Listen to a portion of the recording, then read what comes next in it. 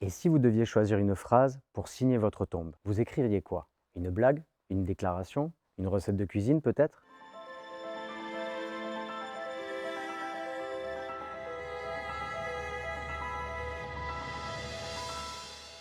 Sur certaines tombes, il y a bien plus qu'un nom ou une date. Ce sont de véritables messages laissés à la vie, parfois pleins d'humour, d'amour ou de mystère. Avant de parler de ces épitaphes étonnantes, il faut saluer ceux qui les découvrent, les taphophiles. Le mot vient du grec taphos, la tombe, et philia, l'amour. Ces passionnés arpentent les cimetières, non pas pour célébrer la mort, mais pour faire vivre la mémoire. Pour eux, les tombes sont comme des livres ouverts sur les vies d'autrefois, pleines d'histoire, de beauté et parfois même de malice. Certaines épitaphes sont poétiques, d'autres carrément drôles. Prenez Marcel Duchamp par exemple, l'artiste de l'absurde. Son épitaphe dit « D'ailleurs, c'est toujours les autres qui meurent ». Un dernier clin d'œil plein d'ironie. Le sculpteur Armand, lui, il a choisi « Enfin seul ». Une phrase si populaire que sa plaque a été volée au Père-Lachaise en 2012. Et comment ne pas citer Alphonse Allais, maître de l'humour absurde, dont la tombe annonce fièrement « Si j'y allais, sans retour ».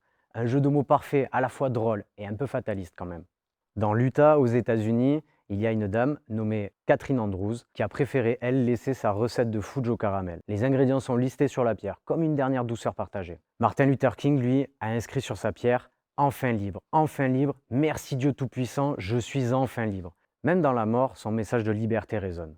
Et Frank Sinatra, lui, enterré en Californie avec sa bouteille de Jack Daniels et un paquet de camel. Il a laissé cette phrase « Le meilleur reste à venir ». Une vraie finale de crooner. Alors si vous pouviez laisser un message sur votre tombe, que dirait-il? N'hésitez pas à le laisser en commentaire. Vous êtes sur Un Passage sur Terre, la chaîne dédiée aux questions sur la mort.